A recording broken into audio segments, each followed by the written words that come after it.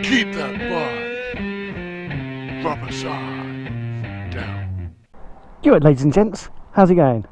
I've been meaning to do this test for quite a while now, but my mounts failed previously, and I've also just got hold of this Insta360 One X. So what is it I'm doing? I'm giving you an ultimate guide to image stabilisation with 4 different cameras. Now, what cameras have we got here? I've already mentioned we've got the Insta360 One X, we've got the GoPro Hero 7 Black, we've got a GoPro Hero 6 Black, and we've also got a GoPro Hero 5 Black. I've got this dual mount thing, so what we're going to be doing is using the GoPro Hero 7 Black with image stabilisation on as our benchmark, as our datum, and we're going to compare that to absolutely everything else we've got here. So what I've done is I've set all of these cameras up to as close to the same settings as I possibly can. The only difference being is that all the GoPros are set to linear, whereas the 360 doesn't have that option, so that's going to look a little bit rounded. So I've got them all set to 1080p.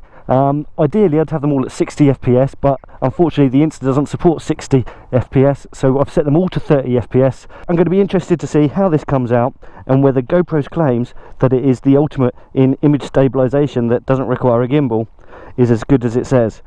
And also to see how well the Insta360 One X stands up against the GoPro's claims as well, because Insta say this is gimbal-like too. Okay, because I'm limited on camera space on the front of this bike, I've put the other 2 cameras in my pocket for the moment, and what we've got here is the GoPro Hero 7 Black, which is going to be our datum, our benchmark that everything else is going to be compared to. On the left of that, which will actually be on the right of the screen when this goes up on the tube of views with the bike riding, is my GoPro Hero 6 Black. But what I've done is I've turned the image stabilisation off on that camera, so the footage that you're going to see from this will be of as good as GoPro gets versus as bad as GoPro gets in stabilisation terms only. So I'm going to edit this footage so that each camera shows the same little sets of bends and possibly bumps and stuff like that.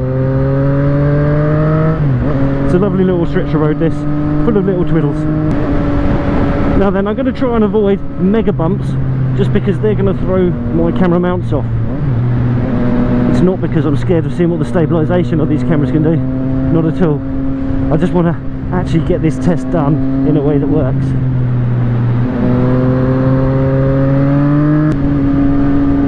So the twiddles around here are bloody lovely, like I say, but the road isn't perfect. It does have a couple of bumps and stuff on it, as the camera with the stabilisation switched off is probably attesting to right at this moment. Okay, so this is run number 2. So on the right hand side or the left hand side of the bike, and I'm sitting on it, is the GoPro Hero 7 Black, and on the other side we've got the GoPro Hero 5 Black, and this has got image stabilisation turned on, both with the same 1080, 30 and linear settings on the cameras. So the reason I ran the first run with image stabilisation turned off is for those of you with the Hero 4 or maybe even the Hero 3 can actually still get some kind of understanding of how much the cameras have improved over the generations. Now I know if you helmet mount, like I'm doing with my Hero 5 Session currently, that image stabilisation isn't as important, but I still really like it. And I think that the Hero 5 has got fantastic image stabilisation. It's just not as advanced as the 6 and the 7. And that's one of the reasons why I put it on my helmet, because I don't need it to be absolutely fantasticals. Yes, so the 5 is now switched on with stabilisation on, and you should be able to see, compared to the 7, that it's just not quite as plush at all. The reason I'm doing it on the bike like this is because when I use my cameras on bike, it's normally when I'm on track days, and this would be where I would mount the camera in that particular situation. Okay, so now we've got the GoPro Hero 7 Black, and then we've got the GoPro Hero 6 Black back on the bike, and this time the Hero 6 has got image stabilisation switched on. Now the image stabilisation between the 6 and the 7 is close, but it is better on the 7. Okay, so now we've got the 6 showing its stabilisation, and the 6's stabilisation is really rather good. When I did my last track day at Brands Hatch, that is the camera I was using in this position, and I was quite impressed with how smooth it came out. but when I have ridden using the 7 Stabilisation, I think it's better. I keep hitting all these big horrible manholes. I really need to learn where they are.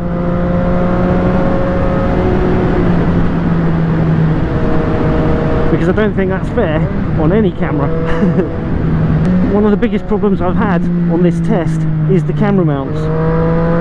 So if you are having issues with shaky footage, that's one of the things I really recommend you have a big look at before you invest in a more expensive camera.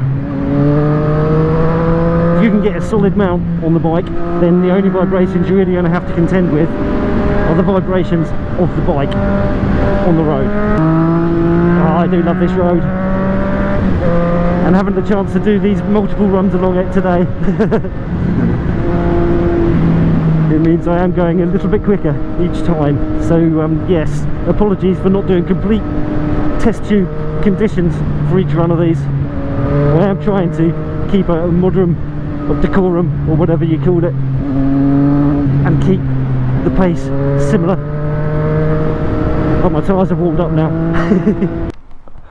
Okay, now this is possibly going to be a little bit of a disaster test, which sucks. I really don't want this one to be a disaster test. I can't get this mount tight. Shitty GoPro mounts, you've got to buy decent quality ones. These are too shiny, they don't grip. So this is bending like fuckaroo. Yes, that's going to be a problem. I'm going to do my best on this one. So yes, but because it's a 360 camera, it could be able to compensate. It could still be able to compensate. Now that really would be quite something. Like I said on the last run, it's all about your mounts. If your mounts are loose, your cameras are going to vibrate. So before we go to completely on bike, you can really see how much that mount is vibrating around. So this is a really unfair test on this camera. So if we get any form of stability from this test, we're going to be blown away. I really am. We, all of us. We'll all be blown away. But anyway, let's see how we do.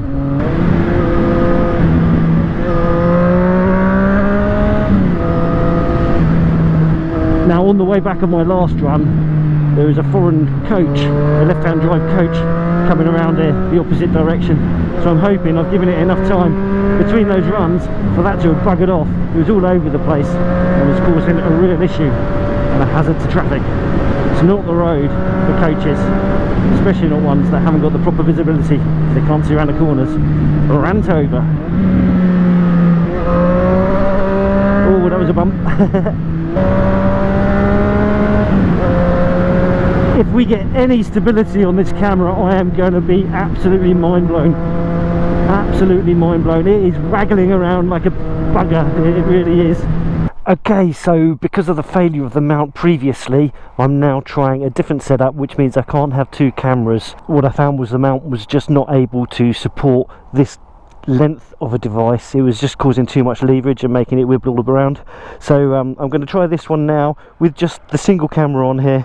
What I want to do is try and get a fair representation of what the Insta360 One X can do versus the GoPro Hero 7 Black.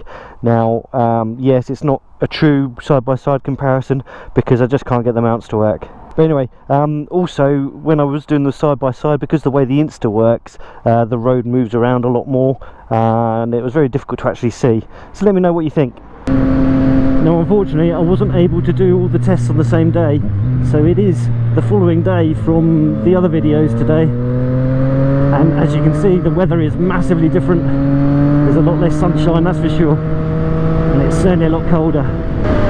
Okay, so because the sun's not in my face, I'm happy to do a run the other way, and hopefully I'll get a clearer run.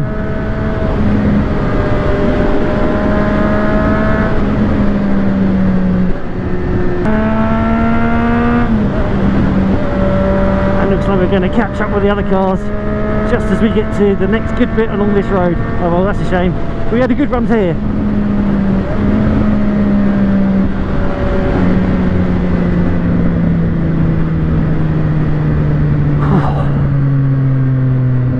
Well, that's warmed me up. Okay, so a little bit of a voiceover here. As you can see from the Insta360 One X footage, the stabilisation just isn't good enough. It doesn't cut the mustard compared to the GoPro Hero 7 or even the 6. I'd say it's actually comparable. to the 5 in how bad it is in this particular use on the front of the bike. It's not designed for that, it's not the right camera for that, but I thought it would be interesting to see if it could do that as a multi-roll type camera. 360 cameras aren't quite there yet. As you can see, I couldn't quite get the camera to continue pointing directly in front of us, and I found that very frustrating. The software just doesn't allow me to do that yet. I'm hoping that gets updated in some firmware. I thought I'd better shove this commentary in because my on-bike footage doesn't cover this, as I didn't know how awful it was. In fact, I've had to cut out an awful lot of singing its praises because I assumed it was going to be as good as, if not better, than the GoPro Hero 7 Black, which it isn't in this particular rod. Okay, so you can see from all of this that the GoPro Hero 5, although it does have image stabilisation, it is so far removed from both the 6 and the 7. But I think you'll find that it's absolutely fine if you're just helmet mounting it. With the image stabilisation turned off, it really did struggle on the bike. But again, if you've got a GoPro Hero 4 or Hero 3 and you're helmet mounting it, the image stabilisation isn't the end of the world. You don't really need it. I think it's nice to have, but you don't need it. It's just if you are going to be bike mounting, doing track days and that sort of thing, I think having some form of stabilisation is an absolute must. Now, obviously I haven't seen the footage from this run today on the Insta360 One X. What I'd take for this is that if you want a bike mounted camera to do track days with, the 7's your best bet. If you want to be able to do a little bit more with it and be able to do these 360 jobbies and things like that, I think this little Insta360 One X is a bloody good camera. But I don't think you're going to want it as a primary camera. You're going to want it as a secondary, just so you can do the regular front facing stuff a little bit easier with a lot less editing time. Anyhow, I hope you found this video interesting and maybe it answers some questions regarding stability of the various different GoPros through the generations. I'm sorry I didn't have a 4 or a 3 to try, but the 6 with stabilisation turned off will give you an idea of how they'd fare. Anyhow, if you haven't done so already, please click that subscribe button. And if you enjoyed this video, give it a little thumbs up. And if you didn't, give it a little thumbs down, it's all good, I don't mind. But whatever you do, please drop in a comment. Let me know what you liked and what you didn't. Tell me which one of the cameras you think is best. It's always good to hear from you.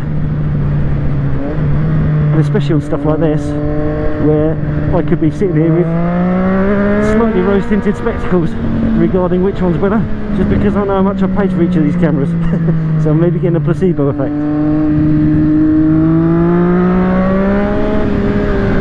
Anyhow, you ride safe, take care, and I will catch you all in the next one.